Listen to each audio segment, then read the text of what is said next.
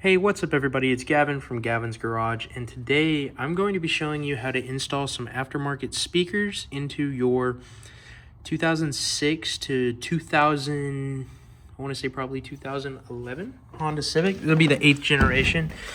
We're going to be working on my 07 SI, and we're going to be working on the passenger side door, but it's really the same for the driver's door, and the rear deck speakers are a little bit different, but you know, same thing. So first thing you're going to want to do is you're going to want to get something flat bladed, and you're going to want to pry this little door panel off here, this little like screw panel, and it might fight you, but it's actually not that bad.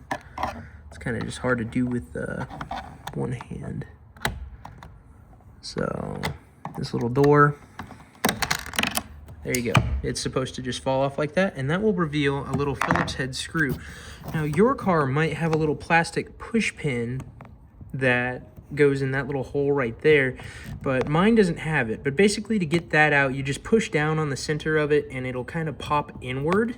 And then from then, when you go to take the door panel off, it'll kind of just fall off with the door panel. But then after that, you're going to want to take a little trim tool, and you're going to want to pop your window switch up. So just kind of start at the front and work your way back. And then you can just kind of grab it, and it kind of just pops out like that. And then after you get that out, there will be a little wiring harness to undo right here. So it's literally just a little tab that you put your finger on. It's like a little traditional style lock tab. So it's that little guy right there. And it can sometimes be a little bit tricky, but with some magic, you can get it out. So let's see here. If I can do this one-handed, I don't think I can. Let's set the phone here. Not really wanting to stay very well, but I'll just I'll splice in a clip of after I get this out. I'll come back. So with your window switches out of the way, after you push down on that tab and pulled the connector out, just like that, it's that little tab right there in the middle, you will then have access to this little screw down there. Now, all you have to do, there's no particular order in doing this, is you just have to take out that screw and that screw. Like I said, it's no particular order. You just need a Phillips head, and you can use a screwdriver or a drill. I'm lazy, so I'm using a drill. You just put it on there, and it comes out just like that. Might get a little bit stuck, so just move the door handle around.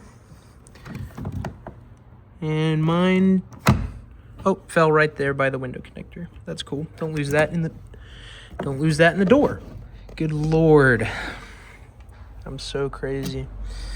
So now, geez, bumping. All right. Hopefully we're going to be doing that after I get this speaker done. So now you're going to get this second screw out. Shout out Milwaukee with the magnetized bits.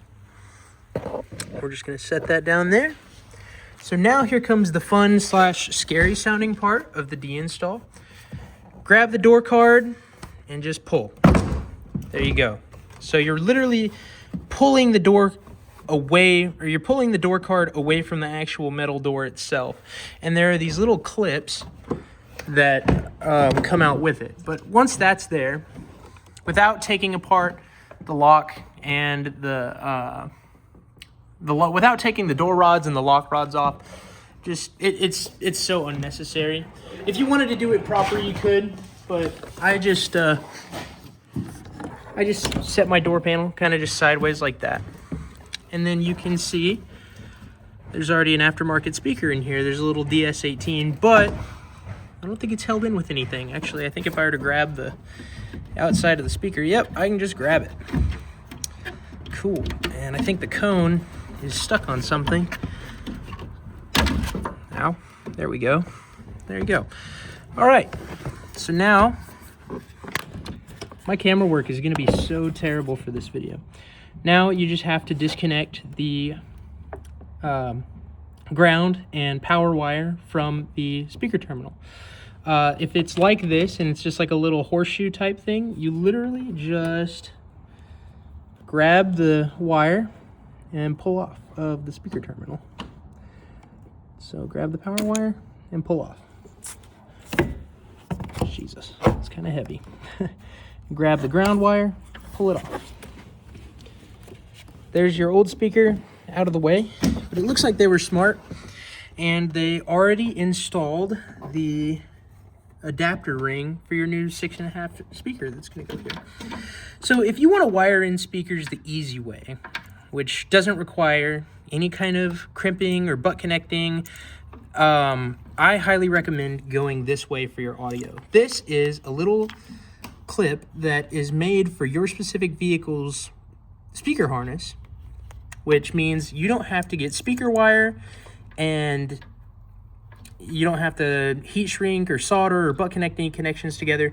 These will literally just plug onto the new speaker, and it makes the installation so much easier. So now what we're going to do is we're going to unbox our new speaker for the door, and I will show you guys that. So these are the new speakers that I went with. They are the Alpine S series, and I basically chose them because they have good mid-range and really good bass for an affordable price. I think these speakers were like, oh geez, I can't even remember right off the top of my head. I think the entire set for the 4 speakers that I got with the car, I think it was like $200. It wasn't bad, but go to Crutchfield. I use Crutchfield. I'm not sponsored or anything, but I use Crutchfield for all of my audio. I mean, unless you have a shop that does it for you, but there's nothing wrong with that either. But here's the new speaker right here. Oh, don't grab it by the tweeter unless you're kind of dumb like me. Let me just pull the packaging off. So I actually had to reorder these speakers because I received a broken one with the last batch that I ordered. So one of the little connectors right here, one of the terminals on the speaker itself were broken, and it wasn't fun. So basically now all you're going to do is you're going to come back over to the door. It's in the way. So you're going to come back over to the door and you're going to find which terminal goes where. So the skinny one right there is probably, if I'm not mistaken, it's ground. And then the fat one right there is going to be your power. So red is going to go on fat, and the whitish neutral colored one right there is going to go on the skinny. But you do need to be very careful when plugging these on because they literally just slip over the connectors, and you can bend these, and these are just little metal tabs, and these will break off, which is probably what happened during shipping with mine. They probably got, stuck on something, or something went wrong somewhere, the box got jostled around, and it caused the little shoehorn to break. But my ground post on my other speaker that I ordered showed up broken, so I had to wait a couple of days to get a replacement. So yeah, I will come back to you once these are connected. So once your power and ground wires are connected, you are free to install the speaker. So now what you're going to want to do is you're going to want to take the speaker onto the adapter ring. You're just going to kind of line it up, get it in there. The magnet of the speaker is going to try to get stuck on some of the metal on the door, but it's no big deal. Don't worry about it. And you're going to take these little holes right here in your mount and your speaker, and this is where the screws that are usually included with the speaker that you buy, this is where these are going to go, and it's going to hold it onto the door. So after that, you're just going to make sure all the holes line up, and you're just going to start screwing screws into there. Now, obviously this is screw going into plastic, so don't crank these down super hard. Just make it to where there's not going to be any rattles or disgusting sounding vibrations, when your music's playing. Especially if you have subwoofers or a subwoofer or whatever. You don't want to hear any rattles or anything that wouldn't be there. So always secure your speaker. It will help you out in the future. But yeah, and if you were to install these aftermarket adapter rings, that is either a 10 millimeter bolt on the stock ones or a Phillips head right there, and you screw that out, and usually the stock speaker mount here will be usually stuck to the metal on the door with some like pretty sticky stuff. So go ahead and take like a Phillips head, or not a Phillips, a flathead screwdriver, or any kind of pry tool that basically can pry that glue off of the metal. So I'll see you guys in a second once the speaker has been mounted. So now that you've got your speaker mounted up the way that you want it, I ended up only using 2 holes. It keeps it just fine, and anymore it started to kind of peel the bracket away from the door. You're gonna go ahead and start putting together your door panel. So basically you're going to break everything. You are going to line the windowsill up to where it meets the door, and you're just going to push down because it literally makes the hook. As you can see right here, it hooks right there onto that. So start wherever you'd like on the door. I usually tend to start towards the front and work my way backwards. Now this has been very kerfuffled by the previous owner, so I have to do some magic and try and make this work and still look good. But after that, you're going to go around the bottom to those little push pins that we talked about earlier, and you're just going to gently pop the door back into place. And then after that, you'll go ahead and you'll put those screws in. So now that you've got the door panel hooked onto the windowsill here, you're going to walk around the edges of the door, and you're gonna push those little pins back into place. You can push, you can smack it if you'd like, just don't break anything. Because these Hondas are now approaching, 20 years old. I think 2007, this car is 19 years old, I think. Or 20, or nah, 19 probably. And honestly, you don't want to do what I did and lose the wiring harness, because then you have to pop the door off again, unless you can fish it out by hand, which I think I've done. Oh, thank goodness. That's cool. All right, so with your door panel secure, you're going to then fasten those screws that we removed earlier. I actually took my hat off and everything. I got like really into this, I guess.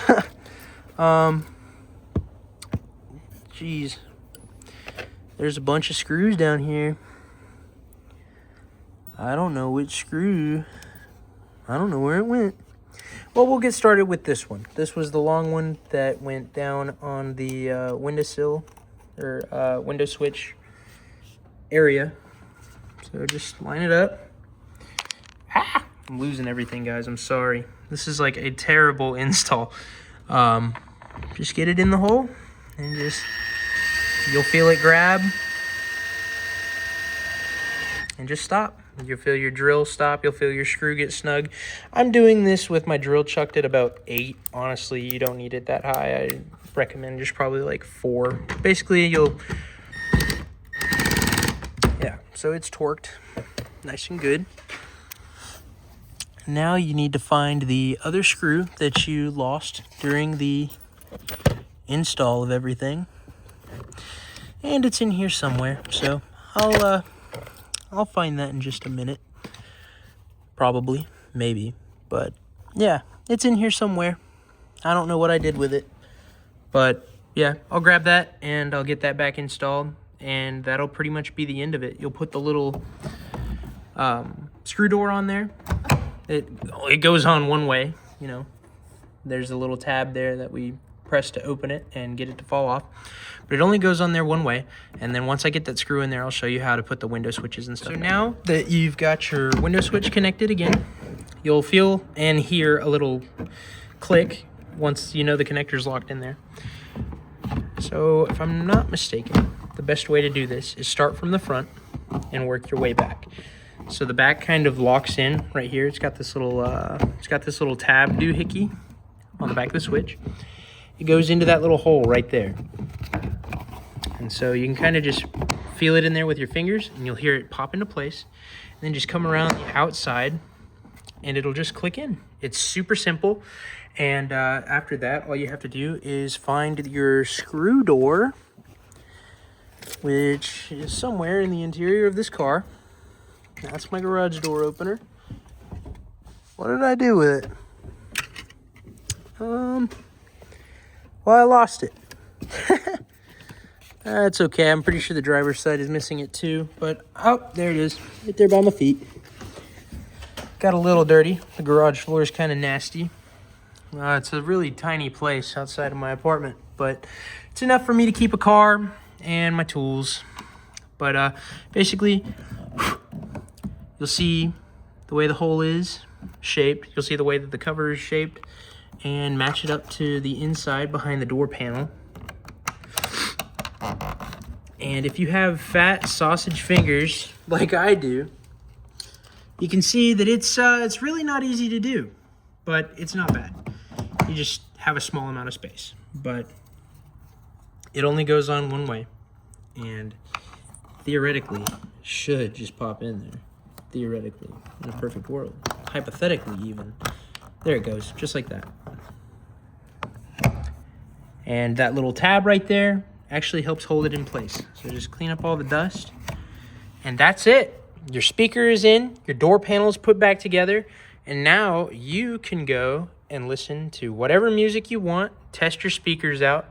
I would recommend testing your speaker right as you plug it in. That way you don't get to the finish point and have to completely tear down because, oh, I put the speaker wiring in wrong, or crap, the speaker's blown from the factory, you know? So always, test as you install before you reassemble.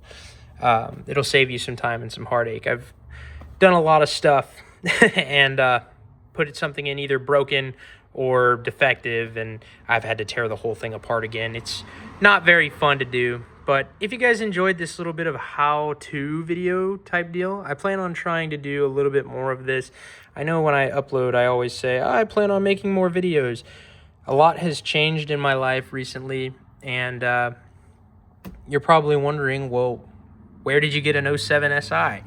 I sold the Del Sol a long time ago. I actually went through a few cars. I had the Del Sol, sold it. I had a Lexus GS 400 for a minute. I didn't film any videos with it because it was just too clean.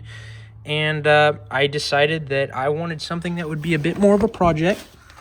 So I bought this I didn't buy it. Deals were made. And I bought this really ugly 2007 Civic Si. So it is completely bone stock. The miles are up there. And I plan on wrapping it, hopefully. So I'm going to try and find a fender and a bumper that, hello, Mr. Spider, that are the same color as the rest of the car. This is going to need to get painted. This is going to have to go bye-bye because this is... If you're a fan, cool. I'm not a fan. Controversial take. I'm not a fan of, I'm not a fan of cringy Yoda stickers. Star Wars is cool. I got nothing against that. But it needs a trunk because this one probably had a huge rice wing on it, and somebody decided to have some common sense and put an SI wing back on it. So good for them. And the windows are blacked out, except for the driver's one because it was broken into like a couple of days before I got it. And it currently needs a radiator and a water pump. And you're probably like, well, Gavin, why'd you get the car knowing it needed so much work? I like a challenge, I guess. Now, I have driven this car, but recently I have noticed that the fins on the rad are leaking and the water pump has started to ooze as well. So, that wasn't very cool. But I've got a Koyo rad coming for it, and a water pump will be on the way. But there's not a lot of room in this engine bay, and I'm not really looking forward to having to do this water pump. I'm not sure if you guys are familiar with the 8th Gen SI, but some of the work in this engine bay with it being so tight can be super, super tedious. I don't have the hood popped. So it can be super, super tedious. And the water pump lives like right around here. And there's a motor mount right there. The alternator's right there. And there's like this much space to get to any of your accessories along with water pump. So cool. But I did a compression test on it. It's got great compression all the way across all 4 cylinders. It's got good NGK plugs, good coils, and it doesn't leak any oil or burn any oil. I've had this car for about 2 weeks, and it overheated on me Monday. Today is Friday that I'm filming this. It overheated on me Monday. Thankfully, right as I pulled into the garage. And it's kind of just been sitting here ever since, but I'm stupid. And I was like, well, it's got nothing wrong with it, so I'm going to do stuff to it that I need for creature comforts, such as speakers, because these are the speakers that came out of it. It had a mismatch kicker, it had a Sony, and it had two DS18s in the deck lid in the back, which the DS18s didn't sound bad. They're $40 for a pair at AutoZone, so, I mean, yeah, you get what you pay for. So I was like, ooh, Alpine, that's going to be super nice. I'm going to install that. Yeah. Right as my speakers arrived, car overheated. Literally the day of having my new speakers, my car overheated. So thankfully I have a backup. You know, I have my Kia. I never uploaded the video of me doing brakes on that. I need to do that. So anyways, I have a 2022 Kia Forte. It's the GT line, so it looks cool. It's actually sitting right over there. I forget, I'm in an apartment. I can just film. Hey, there's my car. But yeah, here it is. 07 Civic Si. New speakers. Yeah. So if you guys liked this bit of a how-to installation video, please go ahead and I'm not even going to ask for likes or anything. Just do something. Comment if you want to like. That's cool. Consider subscribing if you like this kind of stuff. I know I'm kind of just rambling right now, but I don't know. I don't talk much. Maybe I talk too much. Who knows? But anyways, thank you for tuning in, checking this video out, and I'll see you next time with something else crazy on the Civic.